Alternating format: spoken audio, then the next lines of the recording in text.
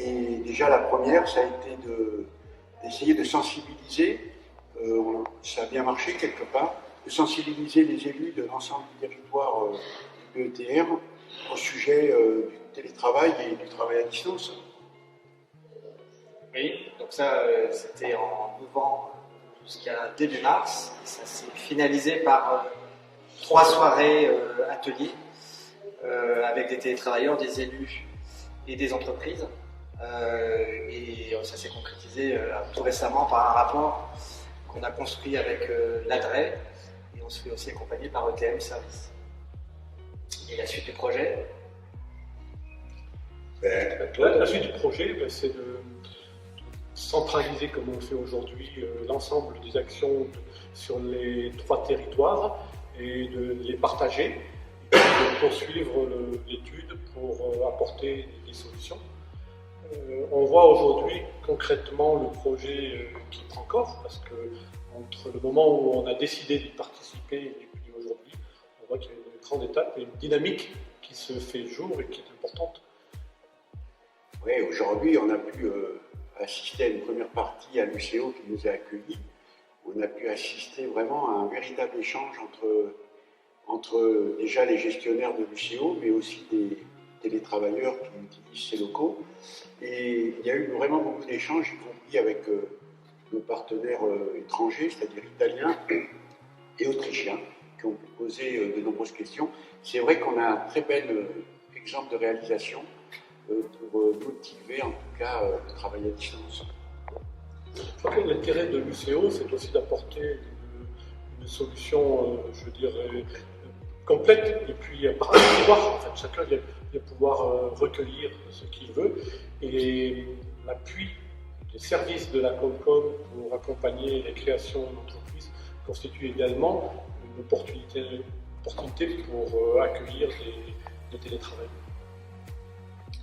Donc cette première phase du projet, c'était un peu de diagnostic et puis l'écoute des besoins du territoire. Ça s'est fait sur les écrins Briançonnet et l'IS3 Kera. On va passer assez vite à la phase de construction des solutions. Et en parallèle, il y a une étude universitaire. Tout ça allant aboutir au rapport de synthèse qui sera publié fin d'année 2023. Et je crois que sur ce projet, l'important, c'est d'avoir mobilisé des acteurs volontaires dans une telle démarche, sans pour autant avoir un volume important de participants. Mais on s'aperçoit que ça permet de cibler beaucoup mieux l'étude et la démarche. Nous avons encore une ambition, j'espère que nous y arriverons, c'est d'aller à la rencontre des employeurs et des entreprises qui ne sont pas sur notre territoire, mais qui sont à la périphérie, en particulier je pense à la région sud, et pour effectivement essayer de connaître quels sont les besoins de ces employeurs pour accepter que leur personnel puisse faire du travail à distance dans nos vallées. Effectivement, pour compléter ce que dit Jean-Pierre, on a les cœurs de ville importants, les cœurs économiques, ont tendance à avoir des salariés délocalisés, mais plutôt en périphérie, sans que ce soit en vallée profonde. Prochaine étape, le travail des solutions. Et ça va se concrétiser aussi par une réunion en Autriche, de la manière qu'on fait ça ici en France, fin mai. Je crois qu'il faut rajouter aussi que peut-être le côté universitaire est important dans cette étude, que pour nous c'était simplement de mobiliser les acteurs pour qu'ils apportent leur perception et leurs sentiments pour renforcer l'étude qui était faite par les universités. Je pilote pour la France le projet d'Alpine Space. Donc on travaille en collaboration avec la CSSP en France, et au niveau de notre équipe, on en a une partie ici, donc Erika qui est ingénieure de projet et Sofiane qui travaille en tant que stagiaire pour son master. Donc ils vont un peu vous expliquer là où on en est depuis la rencontre que nous avons eue en Italie. Alors bonjour, moi c'est Erika. Depuis novembre, donc on a commencé pour ce qui est du côté recherche à réaliser une revue de la littérature qui nous a permis d'étudier ce qu'on savait sur le télétravail, sur les espaces de coworking, au niveau français mais aussi à l'international. Ça nous a permis d'élaborer un questionnaire qui a été envoyé au printemps et qui nous a permis de récolter des réponses qui sont en train d'être traitées. Et avec l'arrivée de Sofiane, nous avons aussi pu réaliser des entretiens. Sofiane, je te laisse parler. Du coup, on a établi un guide d'entretien au regard de cette revue de littérature. Ensuite, on a collecté les entretiens, on les a enregistrés, retranscrits, et on est en train de décoder pour procéder à leur analyse ensuite. Voilà. Et l'idée, c'est que les résultats de ces entretiens nous permettront d'accompagner la CSSQ dans la réalisation d'ateliers de co-création qui auront lieu prochainement. Et ces ateliers de co-création, l'objectif, c'est de pouvoir travailler avec les acteurs locaux, les entreprises, les élus et les télétravailleurs sur des projets durables en matière de télétravail pour les territoires de montagne. Je rajoute juste les deux autres personnes qui n'ont pas pu être là aujourd'hui, donc Tariq et Gilles, qui sont tous les deux enseignants-chercheurs à Aix-Marseille Université et puis qui sont avec nous dans le cadre de ce projet.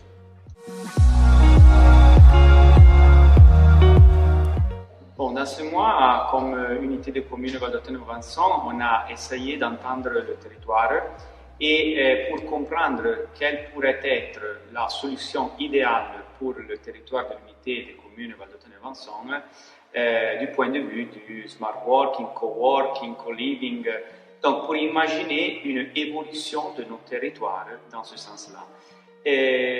Ont été concernées différentes réalités à partir des représentants des institutions, donc les maires, les élus au conseil municipal, mais en même temps on a entendu les personnes qui vivent ensemble nous le territoire, les entrepreneurs, les propriétaires des auberges, des hôtels qui vont faire du tourisme dans notre territoire. On a entendu des étudiants de l'Université de la Vallée d'Aoste et on a même voulu entendre des personnes qui n'étaient pas de nos territoires pour comprendre leur vision sur une évolution, une attractivité de nos territoires. Ça, c'est l'activité qu'on a réalisée pendant ce mois en tant qu'unité de l'évaluation. We are here in this beautiful landscape in Avriès after more or less 9 months because the first meeting TPM was in Valle d'Aosta, and from there we did a lot of different activities in the research stage of the project.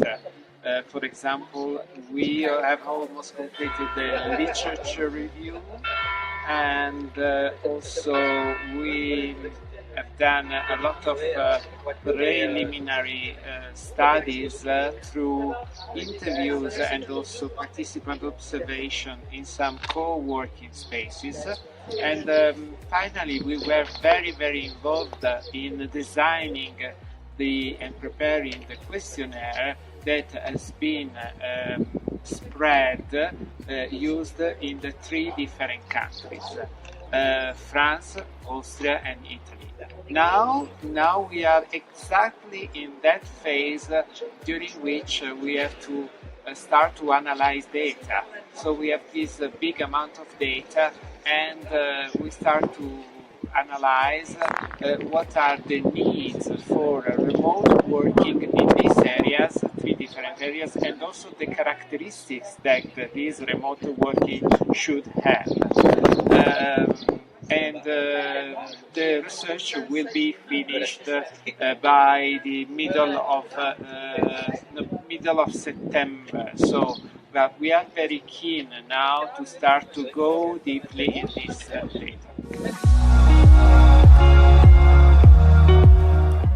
Wir freuen uns, hier zu sein in Frankreich und Teil dieses Earth Satellites Projektes zu sein.